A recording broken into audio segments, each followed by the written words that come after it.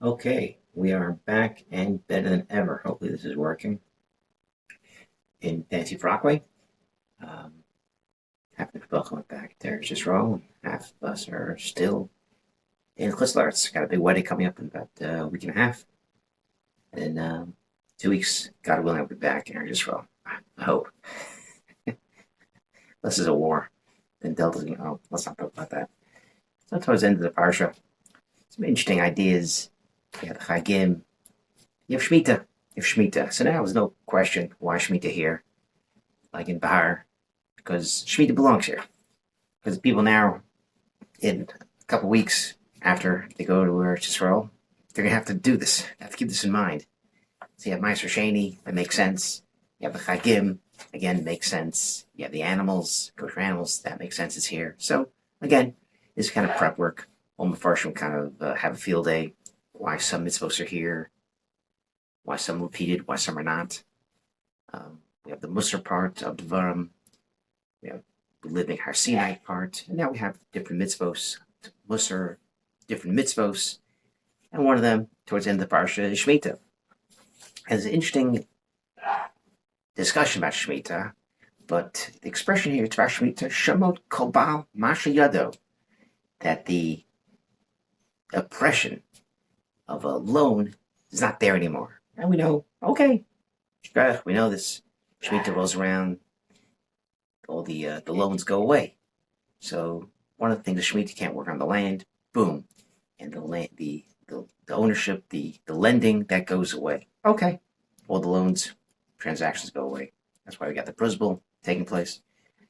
So Marva Shemesh has an interesting idea: is that there's some kind of loan that takes place during the week.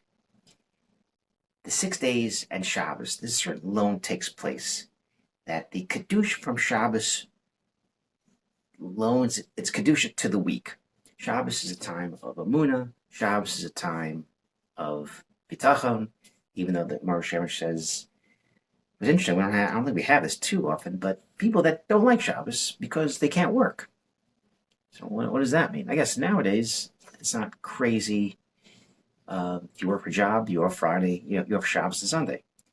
But if you're really working in the field, you have a store, you're selling to Goyim things, Shabbos is a work day for other people. Your competition is reaching out on Shabbos. You're not, hopefully. So Shabbos really is, for some people, a pain in the neck, unfortunately. But for most people, it's a time of Kedusha, time of Bitachon. You turn off your computer Friday afternoon. You have a munah that you're still going to have your job. You have Emunah that what you did in 6 days is going to work for 7 days. There's a level of Emunah, and this Emunah is supposed to lend itself to the week. Kedusha goes to the week.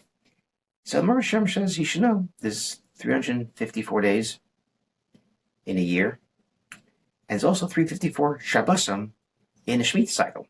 Miketz Sheva Shanim. 7 years, I did the math. You do all the Shabbosim in a year, times 7, 354. Actually works out. Never saw this before. Very interesting. So there's an interesting idea also that Shemitah and Shabbos are very similar. And just like there's a level of Kedusha that goes from Shabbos to the week, there's also, if you keep all the Shabbosim in the 7 year cycle, this Kedusha won't have to lend itself to the other days because the whole year will be Kadosh. So Mar Hashem says, when it talks about Shmita Shomot Kabash Made Yade, that the loans will go away, this idea of halva, the idea of borrowing kadosh Shabbos to Chol, won't have to take place because you spent 7 years of Shabbos as well, and you spent the whole year of Shemitah kadosh.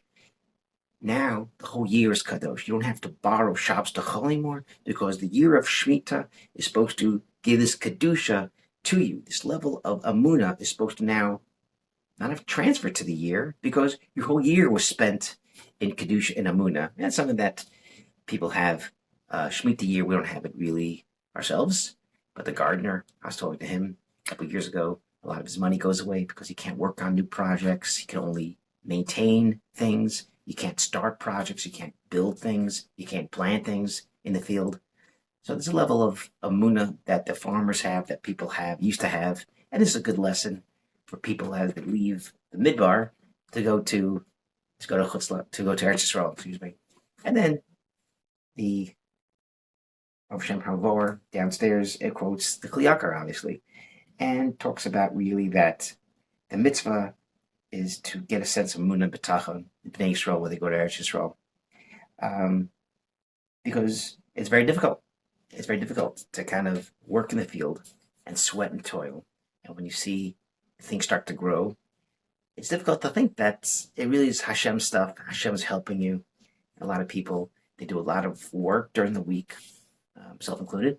And it's easy to kind of pat yourself on the back when you get a project and things are going well and Friday you get a paycheck and things like that. And it's great, but you have to understand it's really coming from Hashem. And this is what the Kli Yakar says, that you don't work the seventh year and you have Amun in Hashem. And this is the real idea of Shmita. And this is the lesson that Shmita has, and this lesson that Moshe is given to the people right before. Again, we said this, Har Sinai, said this before.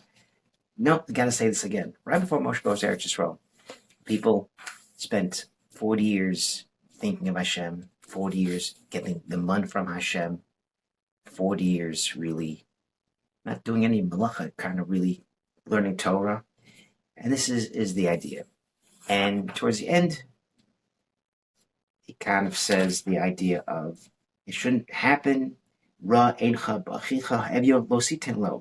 would be a terrible thing that in Shemitah year not to help your brother out.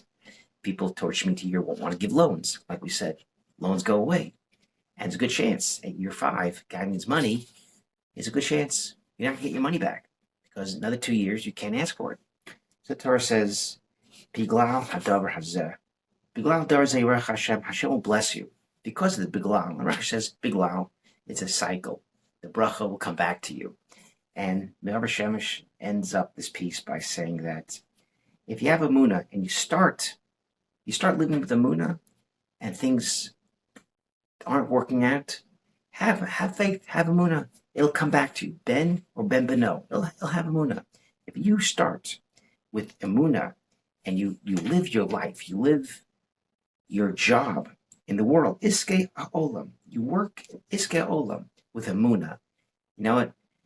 It's rough. I'm gonna keep Shabbos. It's rough. I'm not gonna lie. It's rough, but I'm not gonna cut corners. If I keep this, and especially if I help my brother out, if a loan, tzedakah, I'll get my money back. Maybe I will. Maybe I won't. I'm still gonna do it anyway. But it'll come back to you. Either Ben Beno, or Ben Beno. They'll have Amunah.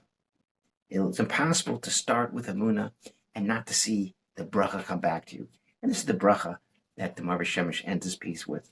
Yischil b'munoi tachon, hagam shlo zachol gam emes umitul kach, yizkez shebanav bnei bon yavol kach.